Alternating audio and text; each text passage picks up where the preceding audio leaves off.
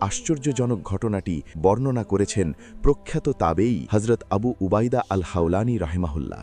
সেটা ছিল শাওয়াল মাস। মরুর উত্তপ্ত বালু পেরিয়ে ক্লান্ত হয়ে আমরা এক জায়গায় তাঁবু ফেললাম। হঠাৎ দেখলাম আমার তাঁবুর ঠিক বাইরে একটি সাপ যন্ত্রণায় ছটফট করছে। সাপটিকে দেখে আমার মায়া হলো। আমি একটু সেবা করতেই সাপটি শান্ত হয়ে গেল। কিন্তু জোহরের নামাজের পর দেখলাম সাপটি নিথর হয়ে পড়ে আছে। আবু উবাইদা জানতেন না এই সাপটি কে।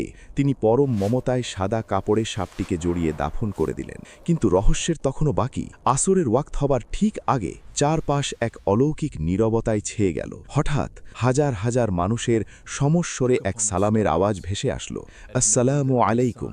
আবু উবাইদা অবাক হয়ে জিজ্ঞেস করলেন, তোমরা কারা? অদৃশ্য থেকে উত্তর এলো, আমরা জিন জাতি। আপনি আজ যাকে দাফন করেছেন তিনি ছিলেন আমাদের সর্দার, আর তার চেয়েও বড় পরিচয় তিনি ছিলেন সেই সব সৌভাগ্যবান জিনদের মাঝে সর্বশেষ জীবিত ব্যক্তি যারা সরাসরি রাসূলুল্লাহ সাল্লাল্লাহু আলাইহি ওয়াসাল্লামের হাতে বায়াত গ্রহণ করেছিলেন। সুবহানাল্লাহ। আবু উবাইদা অজান্তেই একজন সাহাবী জিনের শেষ বিদায়ের সাক্ষী হয়েছিলেন, যে জিন সরাসরি দয়ার নবীজির সাল্লাল্লাহু আলাইহি ওয়াসাল্লামের ছোঁয়া পেয়েছিল। আল্লাহ রাব্বুল আলামিন তার দাফনের ব্যবস্থা করেছেন একজন নেকার মানুষের মাধ্যমে। ইতিহাসের পাতায় এই বিরল ঘটনাগুলো আমাদের মনে করিয়ে দেয় আল্লাহর সৃষ্টি জগৎ কত বিশাল আর রহস্যময়। আল্লাহ আমাদের তার সৃষ্টির রহস্য বোঝার এবং দ্বীনের পথে অটল থাকার তৌফিক দান করুন। আমিন।